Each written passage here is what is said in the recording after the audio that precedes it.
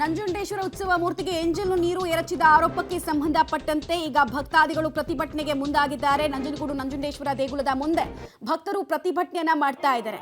ಉತ್ಸವ ಮೂರ್ತಿಗೆ ಅಪಮಾನ ಮಾಡಿದ್ದಾರೆ, ಅಂತವರನ್ನ ಬಂಧಿಸಬೇಕು ಅನ್ನೋದು ಇವರ ಹಕ್ಕೊತ್ತಾಯ ಆಗ್ತಾ ಇದೆ. ನಮ್ಮ ಧಾರ್ಮಿಕ ಭಾವನೆಗೆ ಧಕ್ಕೆ ತರೋ ಕೆಲಸವನ್ನ ಕೆಲವು ನಾಸ್ತಿಕರು ಮಾಡಿದ್ದಾರೆ. ಇದನ್ನ ಸಹಿಸೋಕೆ ಸಾಧ್ಯ ಇಲ್ಲ. ಅವ್ರ ಹೋರಾಟ, ಅವರದ್ದು ವಿರೋಧ ಒಂದ್ ಕಡೆ ಇರಬೇಕು, ಬಟ್ ಉತ್ಸವ ಮೂರ್ತಿ ಮೇಲೆ ತಮ್ಮ ಕೀಳು ಅಭಿರುಚಿಯನ್ನ ಪ್ರದರ್ಶನ ಮಾಡಬಾರ್ದು. ಇದನ್ನ ಒಪ್ಪೋದಕ್ಕೆ ಸಾಧ್ಯ ಇಲ್ಲ. ಇದು ನಮ್ಮ ಧಾರ್ಮಿಕ ಭಾವನೆಗೆ ಧಕ್ಕೆ ಆಗ್ತಾ ಇದೆ. ಹೇಗೆ ಇದನ್ನ ಸಹಿಸಕ್ ಸಾಧ್ಯ ನಾವು ಅಂತ ಪ್ರಶ್ನೆಯನ್ನು ಕೇಳ್ತಾ ಇದ್ದಾರೆ.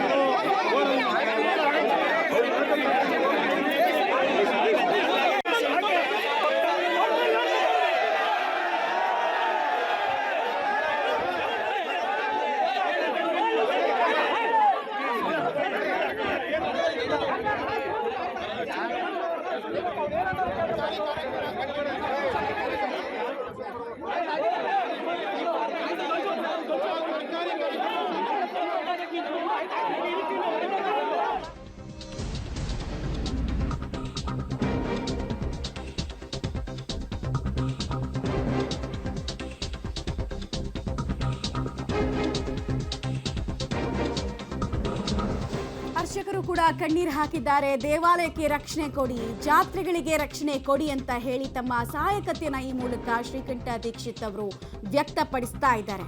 ಅವರ ಮನಸ್ಸಿಗೆ ಎಷ್ಟು ಘಾಸಿ ಆಗಿದೆ ಅನ್ನೋದಕ್ಕೆ ಅವರ ಕಣ್ಣೀರೇ ಸಾಕ್ಷಿ.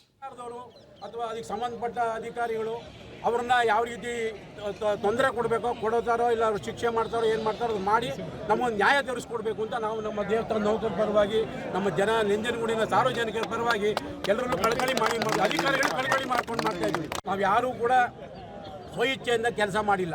ಯಾಕೆಂದರೆ ಇದು ಎಲ್ರಿಗೂ ಗೊತ್ತಾಗಿರಬೇಕು ಅಂತ ಅದು ಈ ಥರ ಆಗುತ್ತೆ ಅಂತ ಗೊತ್ತಿಲ್ಲ. ಉತ್ಸವ ಮಾಡೋಕ್ಕೆ ಅವಕಾಶ ಕೊಟ್ಟರು, ಉತ್ಸವಕ್ಕೋದು ಏನೋ ಕಿಡಿಗೇಡಿಗಳು ಏನೋ ಕಿರ್ಚ್ಕೊಂಡು ಮಾಡ್ಕೊಂಡು ಎಲ್ಲ ನಮ್ಮ ಕಾರ್ಯಕ್ರಮ, ನಮ್ಮ ಧಾರ್ಮಿಕ ಕಾರ್ಯಕ್ರಮ ಏನಿತ್ತು ನಾವು ಅದನ್ನೆಲ್ಲ ಮಾಡಿದ್ದೀವಿ. ಮಾಡ್ಕೊಂಡ್ಮೇಲೆ ದೇವರು ಹೋದ್ಮೇಲೆ ಅವ್ರು ಅಪಮಾನ ಮಾಡಿದ್ದಾರೆ. ಅದು ಅವರು ಸಂಬಂಧ. ಅದು ದೇವರು ಅವ್ರು ಒಳ್ಳೇದು ಮಾಡ್ತಾನೋ ಕೆಟ್ಟದ್ದು ಮಾಡ್ತಾನೋ ಅದು ಪರಮೇಶ್ವರನಿಗೆ ಗೊತ್ತಿರೋದು. ನಾವ್ಯಾರು ಏನೂ ಮಾಡೋಕ್ಕಾಗಲ್ಲ. ಅದಕ್ಕೆ ಸರ್ಕಾರದವರು ಅಥವಾ ಅದಕ್ಕೆ